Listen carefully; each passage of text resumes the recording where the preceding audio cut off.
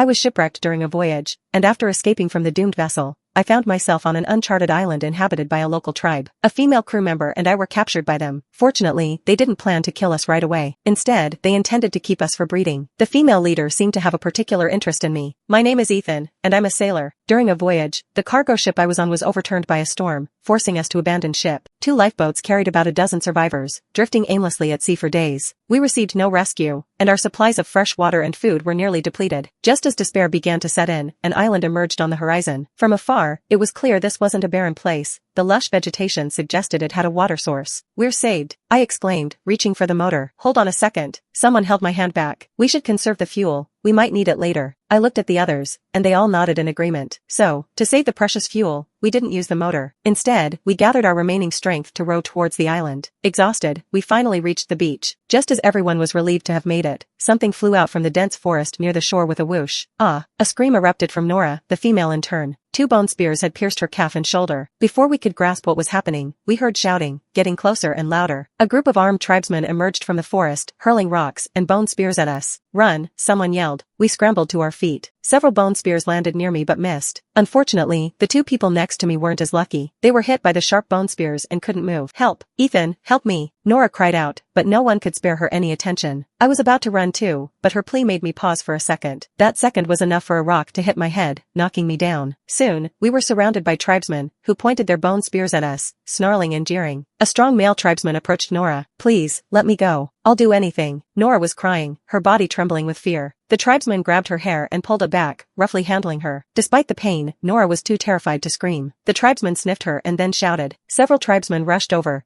tearing her clothes amid her screams, binding her to a tree branch, and carried her away like a captured animal. Nora's life was barely spared, but the 2 male crew members weren't as fortunate. The strong male tribesman made some sounds, and a dozen tribesmen repeatedly stabbed them. Seeing my colleagues brutally killed was horrifying. I knew I was next. Suddenly, a sharp whistle came from a distance. The tribesmen stopped and made way. A female tribeswoman approached. She wore a necklace of skulls and a headdress made of woven vines and bone decorations, suggesting she was the leader. I'd heard rumors about matriarchal societies in tribes with scarce females. The female tribeswoman inspected me and tugged at my clothes. Then she grabbed my lower body, making me almost faint from the pain. She then lunged at me, ripping my sailor t-shirt into strips. But my work clothes were sturdy, and I had a belt on. She couldn't tear them open. Frustrated, she shouted at me. The male tribesmen seemed to understand, threatening me with their bone spears. I was unwilling, but seeing my dead colleagues, I knew I had to endure to survive. The female tribeswoman quickly pulled down my pants and excitedly shouted. Then, she pinned me down and bit me. The pain was excruciating, and I was bleeding. But I was powerless and too scared to resist, letting her do as she pleased. The male tribesmen were excitedly shouting around us. After a long while, the female tribeswoman finally stood up, panting heavily. The male tribesman tied my limbs with vine and hung me from a thick branch, carrying me into the dense forest. My 2 male colleagues' bodies were tied similarly, hanging on either side of me. I was taken to a village under a waterfall deep in the forest. A bonfire burned fiercely, with a large pot above it. A nauseating stench wafted from that direction. I was taken to a cave while my colleagues' bodies were thrown into the pot. I realized I was among a tribe of cannibals. Soon, I was thrown onto a pile of straw in the cave. I don't know if they thought I was too weak to resist or for some other reason,